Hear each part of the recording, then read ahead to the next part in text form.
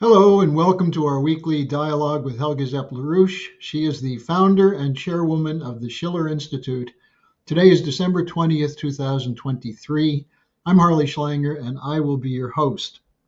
You can send us your questions and comments to questions@schillerinstitute.org, or you can post them on the YouTube chat page.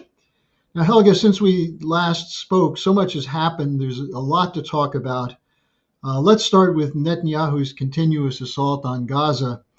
The UN Security Council is considering a new resolution today. There seems to be an extraordinary diplomatic effort to try to stop the United States from vetoing it. It may come to a vote today. I'd like to know, what is your assessment of the shift that's been occurring internationally, which has isolated the United States, put pressure on Biden, though he continues to stick to the support of Netanyahu? What's your assessment of what's going on? Well, obviously, the horrific news about every day's dying and killing in Gaza is, going out in the whole world. Other TV stations than the Western ones, like Al Jazeera and many others, are reporting in great detail, and the different reports by UN officials and other international aid organizations describing the absolutely horrendous situation where more than 1 million Palestinians are basically left without food, without electricity, without any other fuel, without shelter. The winter is setting in, it's raining, people only have summer clothes.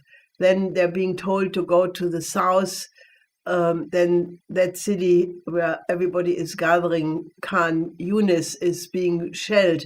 So the horror stories are so unbelievable that it does upset the conscience of the whole world. And one can say that the fact that the Western governments are still condoning this, are still making it possible, especially naturally the United States. It is spreading around the world that there's one country which could stop that is the United States. If the United States would simply stop delivery of weapons to Israel and other financial aid, it would stop instantly, because Israel would have absolutely no capacity to continue this. So this is becoming a big issue, both internationally, where many countries have turned and have shifted on the matter, but also inside the United States. And I'm so happy that there are some Americans who have the guts to stand up, like the most recent one, where more than 1,000 top academics from the East Coast have signed an appeal, a letter to the government, to the Congress, where they detail, what measures have to be taken: immediate ceasefire, basically immediate humanitarian aid, but also the deployment of UN peacekeeping troops, and basically then obviously a more general solution has to be put on the agenda. And I can only say, we would like everybody around the whole world to join that chorus and join the mobilization about an immediate ceasefire, because everything else is condoning. And this appeal by these more than 1,000 academics basically says there needs to be an investigation of all crimes committed since October 7th up to the day of the resolution of the conflict. Now that means every day now where these war crimes and crimes against humanity are being committed, that all must be investigated. So the people are piling up quite a guilt there. But I think the most important thing is the ceasefire, because this killing has to stop. Well, let's stick with the situation in Southwest Asia for a couple more questions. We have one from Louise, who refers to the shooting of Israeli hostages who were trying to escape, who were carrying a white flag, and then snipers shooting into a Catholic church in Gaza, killing 2 women and wounding 7. She asks, and I think this is sarcastically, is this a response from Netanyahu to Biden's call for more precise targeting? Well, I think this is very cynical. Obviously, I mean, troops, including IDF troops, do as they are trained to do. And, obviously, if they have not been trained for the possibility that, basically that the hostages or even other people would give up with a white flag and not covered upper body so that you can see that there is no explosives on the body, that has not been trained. So I think that the initial response to shoot these hostages was just a reflex. You have a similar phenomena in the United States, where the police has been militarized for so long that, these incredible incidents happen all the time, which is the result of a general mindset. And let me just interject something here, because, we can discuss and we must discuss this concrete situation and also the Ukraine and about 100 other ongoing military conflicts which are going on around the world. But I think there is a much more fundamental question which we intend to address in the next period in a massive way. And that is that, you have right now the militarization of the US economy, of the European economy, where the so-called military-industrial complex, which should be called military-industrial financial complex, because it is interwoven with the big investment firms in Wall Street, that is what drives the war. You have right now, especially since 9/11, one war after the other, always the pretext given, which then turns out to have been phony, a lie. But, it is the fact that this military-industrial complex needs these wars to continuously make profit. And that is the road to disaster, because, in Germany, for example, the defense minister Pistorius said Germany has to get war ready. Then he gave another interview where he said that the West has about 5 or 8 years maximum before the confrontation with Russia is on the agenda. In the United States, the think tanks and other military institutions make war games for the certain war with China to come. So this is all a road to World War III between NATO, the United States, and the other major nuclear powers, Russia and China.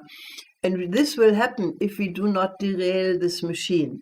So we will join many other forces, but take the lead in the effort to, basically retool the military-industrial complex, because whatever these people are producing is waste. It's a complete waste from the standpoint of the physical economy. And, if you spend $1 trillion on the US defense budget per year, almost now, that is money which is lacking in schools, in hospitals, in other urgent requirements. And, this is really reaching the point where this is the end phase of the whole, neoliberal, imperial, new colonial system, where the militarization is sort of the final stage. So if we want to interrupt that before it leads to World War III, we have to have a campaign, where we show exactly, and we will put out leaflets and fact sheets where we show exactly, so many B-52 bombers, so many hospitals you could buy for that. So many ammunition, so many hospitals and schools could be built for that. And I'm asking all of you, starting with this Christmas period, download the fact sheet we will publish on our website and the leaflet which will appear in the next day or two. And let's make a campaign whereby, this waste of physical economy has to stop, and it has to be reduced. And we have to have a completely different approach, which we have outlined many times with the idea of a new development and security architecture.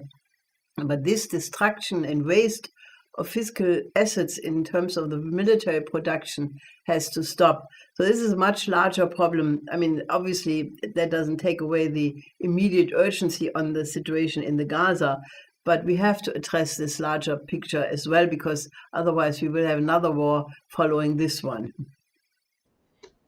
And there will be an article on this also coming out in the next issue of the Executive Intelligence Review, which will provide some of the details on what you just described. Now, on the danger of a spreading war, one of the things that Secretary of Defense Austin insisted on when he was in the Middle East just last couple of days is a pact of nations, a group of at least 10 nations, to stop the Houthis from disrupting transport in the Red Sea. We have a question from someone about the danger of a spreading war. Do you think the U.S. may use the Houthi attack from Yemen on shipping as an excuse to attack Iran? Well, I think the war against Iran has been on the books for a very long time. And I mean, I think it is very dangerous because, you have practically the danger of an expansion of this war absolutely acutely, both naturally the attacks by the Houthis on these ships, but also the situation in Lebanon, where basically, despite the horrendous economic situation of that country, the sort of attacks and back and forth in the north of Lebanon have already escalated. So yes, the answer is definitely, absolutely yes. We are sitting on the verge of an escalation of a war which would involve Iran. And I have said many times that once you go that way, then there are no limits, and it could involve the whole picture very, very quickly. Now we have a question from Roderick in the United Kingdom, who wrote it. Well, actually, let me just say this. We still have time for questions to come in. So if you have a question for Helga, you can send it to us at questions@schillerinstitute.org. Now we go to Roderick's question. He points out that Zelensky, the president of Ukraine, was turned down in Washington this last week and then was foiled by Orban with the request for money from the European Union. But Zelensky is still insisting that Ukraine can win and will only negotiate with Russia on his terms. Can't someone tell him he's in a fantasy world and he has to negotiate while there still is a Ukraine? Well, I think even members of his own government and military are starting to tell him that. I think that the continuation of the war in Ukraine right now, where apparently Zelensky has asked for another 500,000 men to be called into the army. I think the average age has gone up from 30 to 44. And now even people who are already pension age are being called into the army. I mean, this is just completely slaughtering and running down the entire country. And the sooner this stops and the negotiation takes place, the better, obviously, most emphatically for the Ukrainians themselves. Now, I think that, the situation is really such that we need to have a serious discussion. How do we get out of this? And, since we have promoted for a very long time the idea of this new security architecture, I think it's very important that we had the first conference discussing that. This came from a group of professors from Nicaragua and some other Caribbean and Latin American countries. We had a 2-day conference, which for the most part is translated from Spanish into other languages.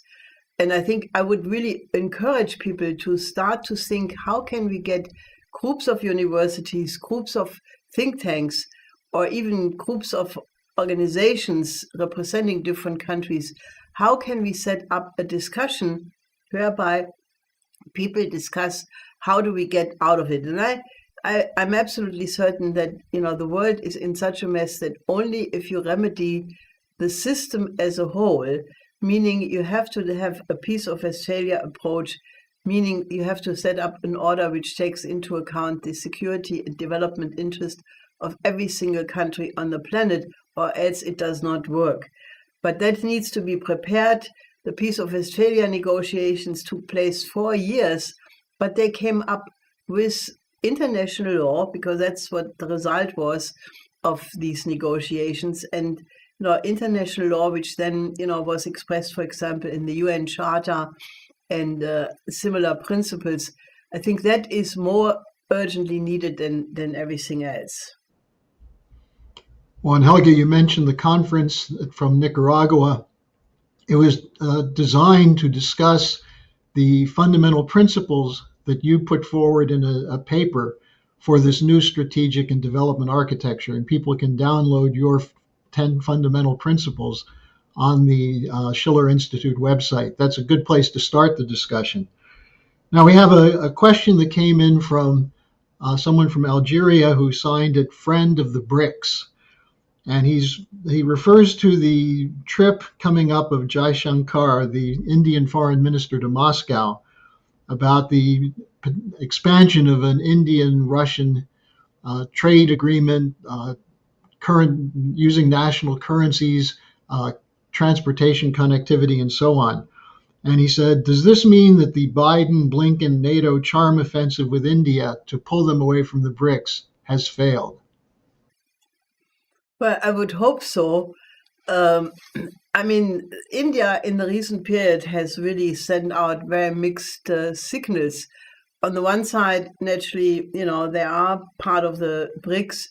There has been a tremendous effort by the United States in particular to pull them into the Quad, into other, Pacific arrangements.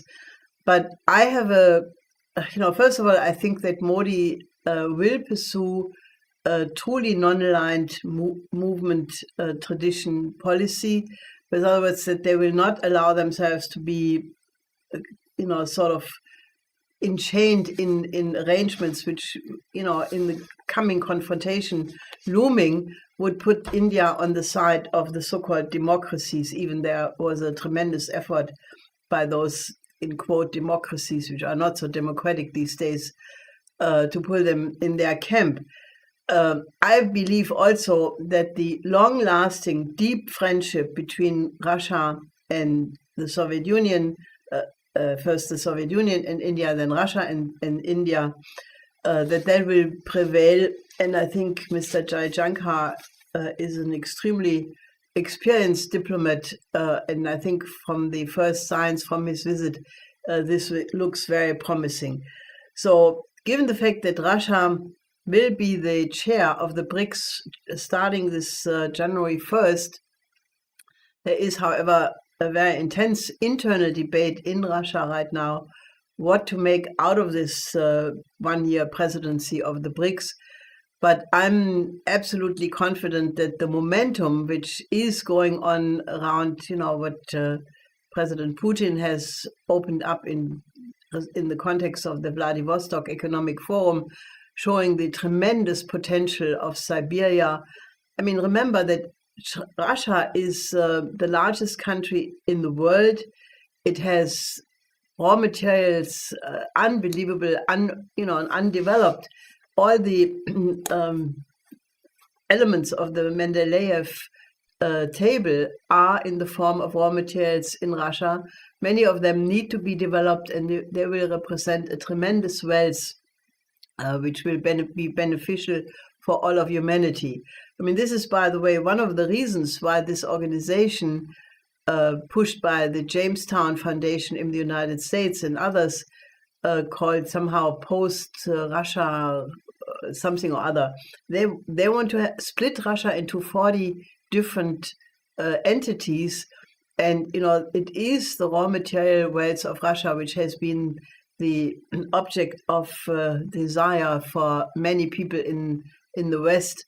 Who don't want Russia to be a sovereign power controlling its own resources. I think Russia is extremely aware of that. I think with what Putin has put into motion, this is becoming very attractive for the other BRICS countries. As you could see at the Vladivostok conference, there were, I think, thousands and thousands of participants and speakers, tremendous event. And it is quite natural, that the BRICS and the BRICS Plus will become even more than they are right now, the motor of the world economy. And as I have said many times, the West should give up its arrogance and effort to contain that, because they cannot, at least not peacefully, and they should join it. There is no reason why European nations and even the United States cannot say we cooperate with the BRICS Plus on the basis of equality, sovereignty, the 5 principles of peaceful coexistence, the UN Charter, and then the world could very quickly go in a peaceful direction. I think that the discussion about that option as an alternative to the present confrontation is what should occur in as many places as possible. And given the fact that the United States is now entering the election year, where Biden's popularity in the polls is really low, alternative candidates are not really visible. Trump naturally is there, and then they're pushing now some others. But I think there is also a tremendous vacuum for independent candidates. First of all, our own Diane Sayre, who is running a very successful second Senate campaign in New York. She has proven in her first campaign against Senator Schumer that she can pull forces together, and there is right now a lot of discussion about a whole slate of independent candidates working together as an alternative to the two-power or two-party system, which is really one party, as everybody knows. So I think the situation is very much in flux, and hopefully those forces in the United States who stand for the real America have a chance to come forward. And, I think that is indeed the most important, because if the United States would come on the side of the majority of mankind, every problem could be solved. If they decide to try to contain the majority of mankind, everything will, have a much harder time or fail. Now, here's a question from someone who's a regular viewer, Dahlia, who starts by thanking you for your great discussions and wisdom. And then she raises her concern. She says, we know that the aim for this New World Order crowd, referring to the military-industrial complex extended, is to subordinate all governments to one world government. And she raises a question that a lot of people have, largely because of the coverage in the so-called alternative media. She asks, could the Chinese Belt and Road Project be part of the moves toward this world without sovereignty, or is there another possibility for it? I'm sorry. I'm still a little bit under the weather.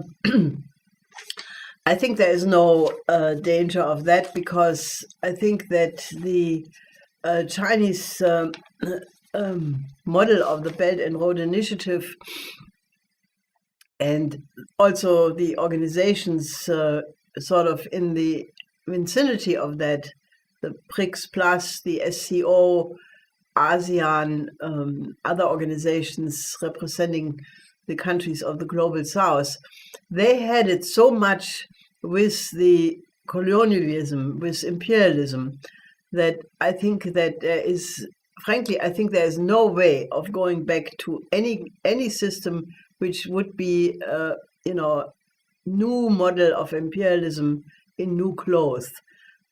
Because I think the principle of sovereignty of every single country has been recognized as being the absolute precondition. I'm sorry, I have to stop here. Okay, well, catch your breath there for a second. We're glad you decided to make it here today. I have a couple questions on Europe for you, and we can close with that. The first one refers to the problems with the European Union, the failure to come to an agreement on Ukraine, the trouble with the Stability Pact, the possibility the Atlantic Council is talking about the brittle nature of the European Union. What are your thoughts on that? Well, I think the European Union lacks one thing, and that is union. They also don't represent Europe because they represent the supranational bureaucracy, which is very much acting against the interest of their members. So the EU is not in good shape, and that is probably good news for the world because the EU has degenerated since quite some time to be just the, carrier out of orders coming from Washington and London. They have lost all independence and sovereignty for their own members. And therefore, if people like Prime Minister Orban, who is really the thorn in the flesh of the Brussels bureaucracy, has demonstrated quite efficiently that he can represent the interests of Hungary despite the effort to suppress him. I think to characterize him as a Putin agent is utterly wrong. I think he does represent what he thinks is the interest of his country, namely Hungary. And there are now several other member countries who are expressing similar sentiments, especially, for example, Slovakia, where the new and old Prime Minister Fico is going in a similar direction. But also, if you look at it closely, there is no unity. There is no unity between Germany and France. There is no agreement between France and Italy, for example. Spain has quite an independent policy.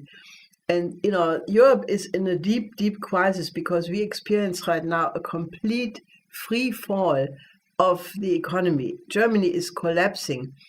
You have a coalition government which is characterized by many people, and I fully agree with them, to be the worst government which existed in Germany since 1945. And, it could fall apart more quickly than people think because they're on so many points on completely contrary positions that I think the only glue which holds them together is the perspective that there is no real alternative because the CDU in its present structure is not different from what the coalition government is saying. And, since they cannot form a government on their own, given the fact that they have only as many votes as the coalition, namely 32%, they refuse to have a coalition with the AfD. To have a grand coalition with the SPD would be more of the same. So I think, unfortunately, given the fact that you will have not only the European Parliament election coming up next year, but also several state elections, I think we will go through a big turmoil. And I can imagine that the landscape in Germany will change a lot, like it is changing in many other European countries. So, given the fact that many of these right-wing parties don't have any solution in respect to either the migrant question, because they just want to, do what the United States is doing in the Mexican border, building up walls, building up a wall around Europe does not work. And their attitude towards the global south is at least extremely underdeveloped, to put it very mildly. So I think, what we are doing with our different organizations, the BÜSO in Germany, the Solidarité et Progrès in France, similar organizations we have in Denmark, in Sweden, in Italy, I count on them because simply, we are the factory of ideas, and that is what will be decisive in the coming battle. A question for you that comes from one of our German viewers, referring to the farmer tractorcade that just was in Berlin yesterday. One of the signs they had was "Our Christmas wish, a new government." And the questioner asks, how can we get you in the German government? That is a very good idea. I would like you to actually contact us, and we are planning a lot in the next period, starting with Berlin, where the Constitutional Court ruled now that again, for the second time, parts of the Berlin election has to be done again. So we will be a voice in that. We will participate in some other state elections. And I'm actually hoping that, a lot of people who do agree that we need the kind of program, what we propose, namely that Germany has only one chance to get out of this crisis and get away from the total control of being a colony of the Anglosphere, of the US, of the British, in which the interests of the German people are completely ignored and actually countered.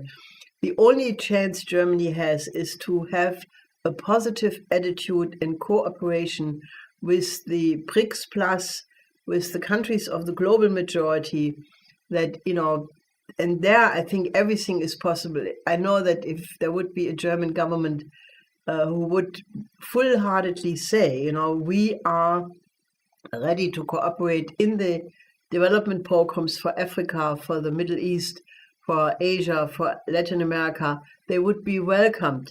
Because even if it's hard to imagine, Germany still have a positive reputation in much of the global South. Because people do not, I think people in Africa, Latin America, and Asia, it's now getting the round, but many people still have an image of Germany as if it would be the country of Schiller, of Beethoven, of classical music, of made in Germany being a sign of quality and expertise and excellence and reliability. And, so therefore, if there would be, let's say, a force developing around the Mittelstand, around industrialists, around farmers, you see right now the people with, I think, 1,300 tractors in Berlin. That's a force. That is the kind of force which can turn Germany around. But what is needed is a programmatic perspective, because otherwise it's the danger that it will just explode in rage. So I welcome your answer, and get in contact and we will make plans. Well, Helga, to close out our discussion, we have one note from a regular viewer who I think is speaking for many people. This is from Diana. She said, "Thank you, Helga. I love listening to your wisdom and solution-focused answers. I wish you a very Merry Christmas and good health throughout the holidays and into the new year ahead." And I think that's the wish of many, many people. So thanks for joining us today, and we'll see you again in the very near future. Well, then, a Merry Christmas and a good year for all of you.